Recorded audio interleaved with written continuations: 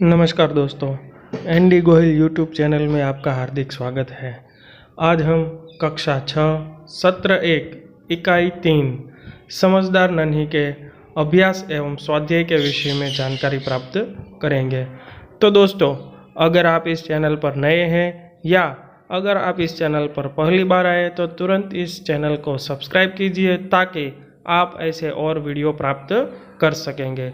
दोस्तों, इस वीडियो को देखने के बाद अगर यह वीडियो आपको अच्छा लगे तो वीडियो को लाइक करें, शेयर करें और कमेंट करना बिल्कुल ही ना भूलें।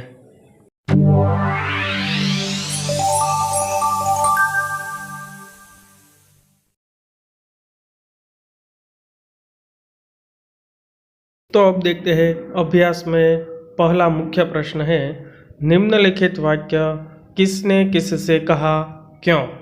तो उसमें पहला वाक्य है, माँ मैं उसकी गंदी आदत छुड़ा कर रहूँगी। तो उसका उत्तर है, यह वाक्य नन्ही ने अपनी माँ से कहा क्योंकि वह बिच्छू की डंक मारने की आदत छुड़ाना चाहती थी। दूसरा वाक्य है, क्या करूँ, डंक मारना मेरा स्वभाव है। तो उसका उत्तर है, यह वाक्य बिच्छू ने नन्ही से कहा क्योंकि नन्ही का उपकार भूलकर उसने उसे डंक मार दिया था। तीसरा वाक्य है, तुम यह गंदी आदत छोड़ दो, नहीं तो मुसीबत में कोई तुम्हारी मदद नहीं करेगा। तो दोस्तों, इसका उत्तर है, यह वाक्य नन्ही ने बिच्छू से कहा क्योंकि वह बिच्छू की बुरी आदत के बारे में उसे बताना चाहती थी। चौथा वाक्य है, भलाई करना मेरा स्वभाव है। तो उसका उत्तर है, यह वाक्य नन्ही ने बिच्छू से कहा क्योंकि बिच्छू के विश्वासघात को भूलकर उसने उसकी मदद की थी। पांचवा वाक्य है, मैं वचन देता हूँ कि अब मैं किसी निर्दोष व्यक्ति को डंक नहीं मारूंगा।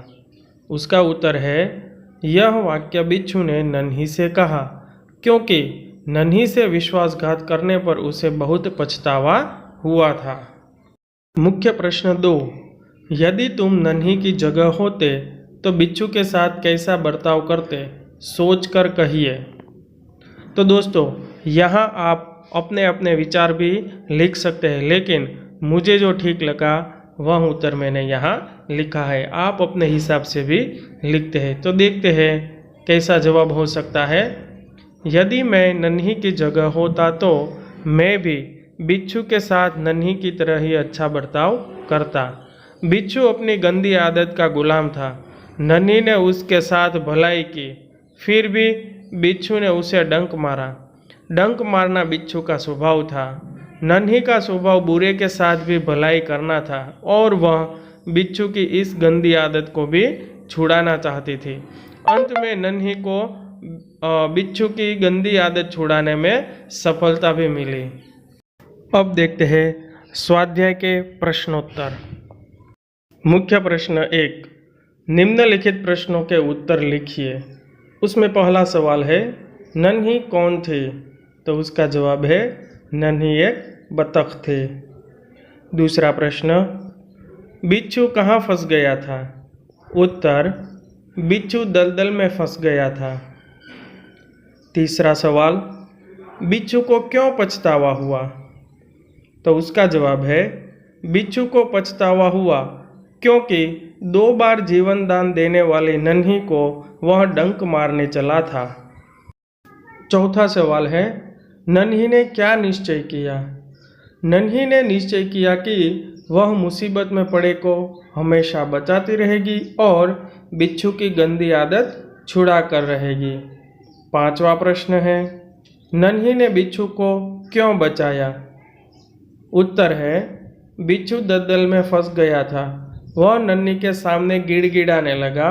नन्ही को उस पर दया आ गई और नन्ही ने बिच्छू को दलदल से बाहर निकालकर बचाया। सवाल नंबर 6, बिच्छू के स्वभाव के बारे में माँ ने नन्ही से क्या कहा। उत्तर, बिच्छू के स्वभाव के बारे में माँ ने नन्ही से कहा कि वह अपनी गंदी आदत का गुलाम है। उसे चाहे कितनी भी बार बचाओ, वह बार बार डंक मारता रहेगा। 7वां सवाल, नन्ही ने अपने स्वभाव के बारे में क्या कहा? उत्तर, नन्ही ने अपने स्वभाव के बारे में बिच्छू से कहा कि भलाई करना मेरा स्वभाव है। मैं तुमसे बदला लेने के लिए अपनी आदत क्यों छोड़ दूँ? मेरा काम बचाना है। मैं मुसीबत में पड़े को हमेशा बचाती रहूँगी। मुख्य प्रश्न 2, घटनाओं को उनके सही क्रम में लिखिए। तो दोस्तों यहाँ पर हमें कुछ घटनाएं बताई गई है या घटनाक्रम दिया है, उनको हमें सही क्रम में रखना है। यहाँ पर ये सभी आगे पीछे या उलट पुलट हो गई है, तो आइए देखते हैं हम उसे किस क्रम में रख सकते हैं। तो उत्तर कुछ इस प्रकार है। पहला वाक्य जो रहेगा वह अ का अ ही रहेगा कि नन्ही बिच्छू की आवाज़ सुनकर दौड़ती आ गई। दूसरा होगा ड, नन्ही ने बिच्छू को दलदल में फंसा हुआ देखा। तीसरा होगा क, नन्ही ने बिच्छू को दलदल से निकालकर सूखे स्थान पर रख दिया। चौथा ई होगा, तो वह है बिच्छू ने नन्ही को डंक मार दिया। और पांचवा होगा ब, नन्ही अपनी माँ के पास चली गई। तो यहाँ पर हमने सभी वाक्यों को या सभी घटनाओं को उसके सही क्रम में रख दिया है।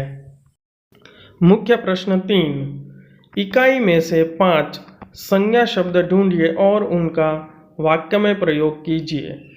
तो यहाँ पर संज्ञा शब्द है और उसके सामने हमें वाक्य भी रख दिए हैं। तो पहला शब्द है नदी, तो उसके ऊपर से नदी का पानी शीतल है।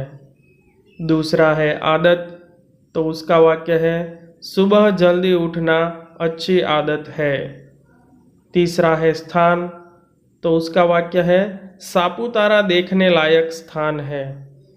चौथा है पानी, तो उसका वाक्य है गंगा का पानी पवित्र है। पांचवा है मुसीबत, तो उसका वाक्य है मुसीबत के समय लोगों की मदद करनी चाहिए।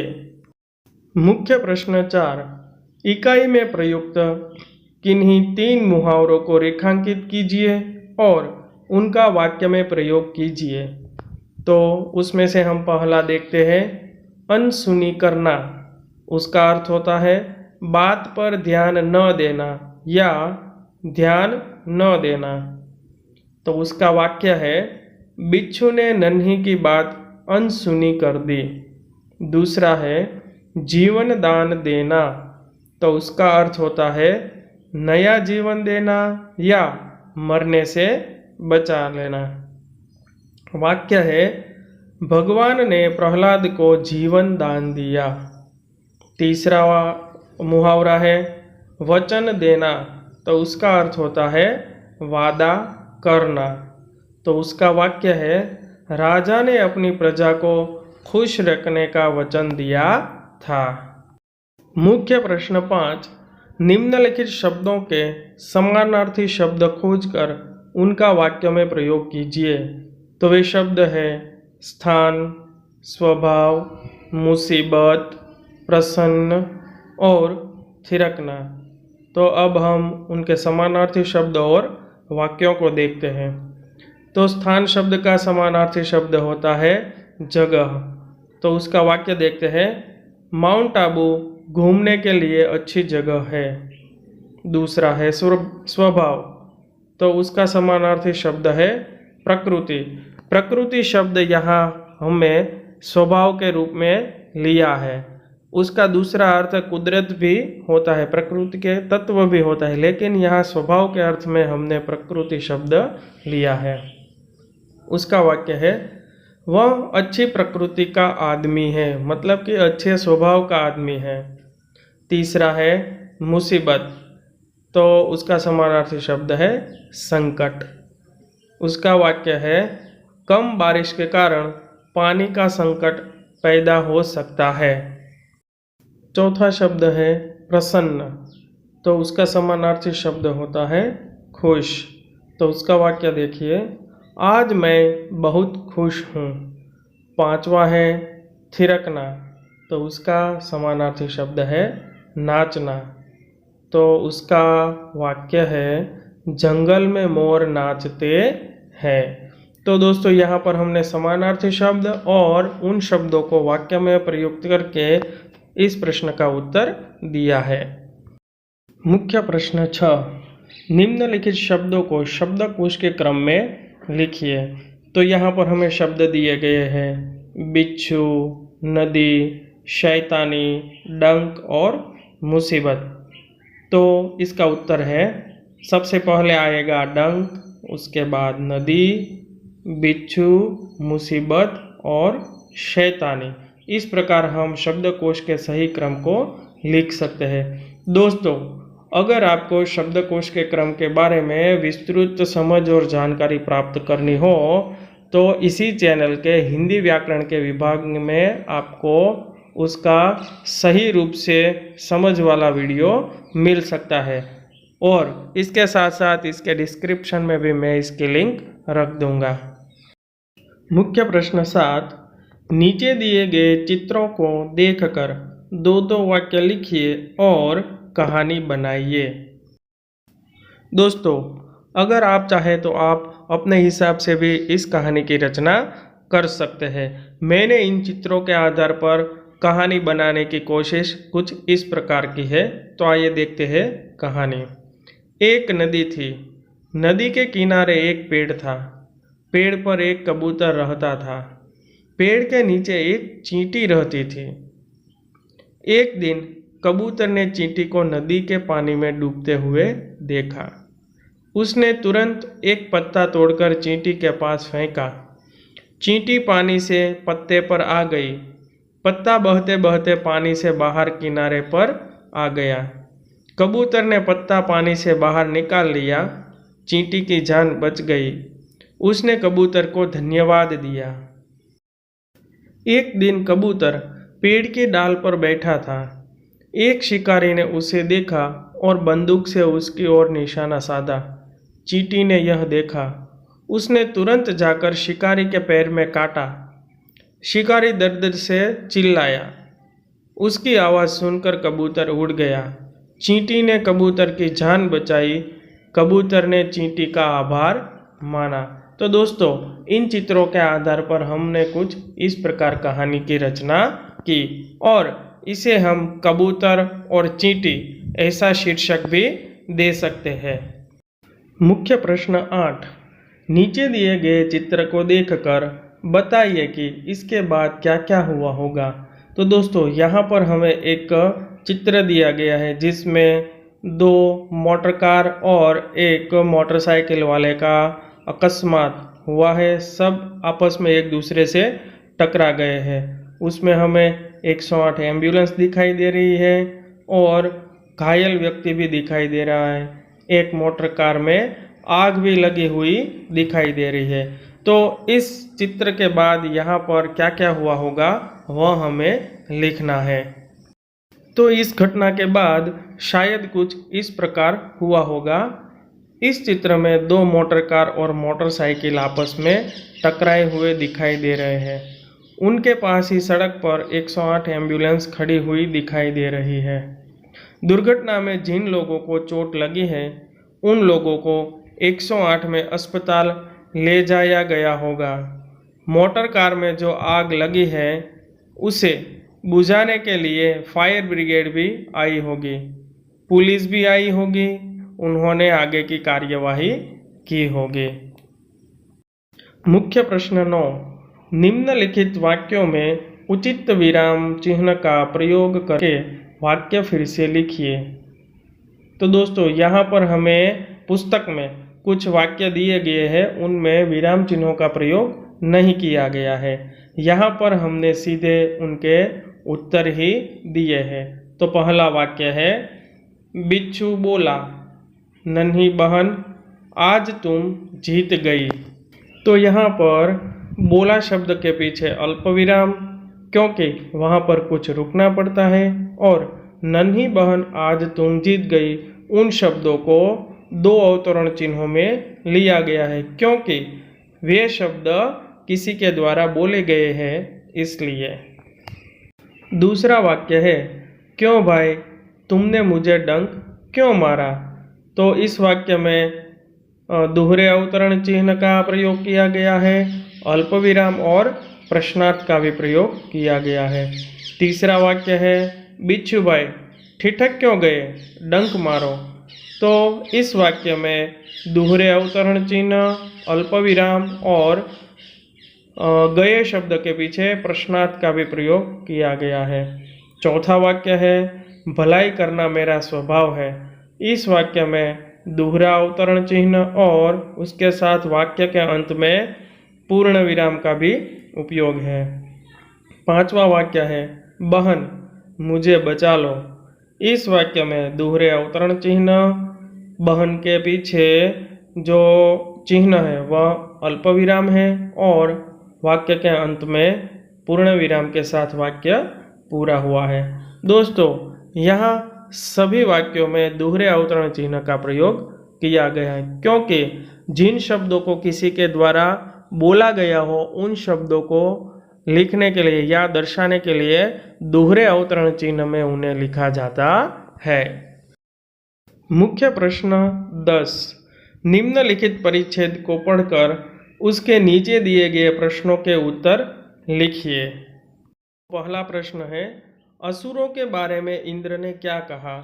तो उसका उत्तर है असुरों के बारे में इंद्र ने कहा कि असुर हमसे अधिक बलवान हैं, वे चतुराई में भी हमसे आगे हैं।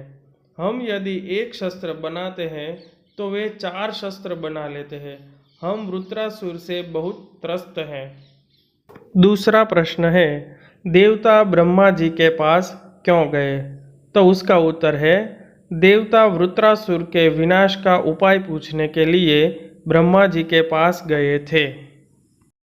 मुख्य प्रश्न 11। नीचे दिए गए वर्णों से 5-5 शब्द बनाइए। तो वर्ण है भ, व, र, न और ग। तो इनके ऊपर से हम शब्दों को बनाते हैं। तो पहला वर्ण है भ, तो उसके ऊपर से भगत, भगवान, भतीजा, भाई और भोजन। उसके बाद व, तो व से वानर, वजन, विकास, वेग, विक्रम। उसके बाद र, तो र से रजाई, रौनक, रस, रोटी और रंग। उसके बाद न से नयन, नाग, नग, नमन, नीर। उसके बाद ग वर्ण से गगन, गहन, गांव, गीत और गाय जैसे शब्द हम बना सकते हैं। दोस्तों, अगर आपको इनके अलावा भी और शब्द आते हो तो उन शब्दों को भी आप लिख सकते हैं। दोस्तों, अगर आपको यह वीडियो अच्छा लगा हो या उपयोगी लगा हो तो इस वीडियो को ज़्यादा से ज़्यादा शेयर करें, लाइक करें और कमेंट करके हमारा उत्साह और बढ़ाइए। दोस्तों, इस चैनल को ज़्यादा से ज़्यादा लोग सब्सक्राइब करें ताकि ऐसे और अधिक वीडियो आप तक पहुंचाने का उत्साह हमारे मन में बना रहे। तो दोस्तों, सब्सक्राइब करना बिल्कुल ही ना भूलें।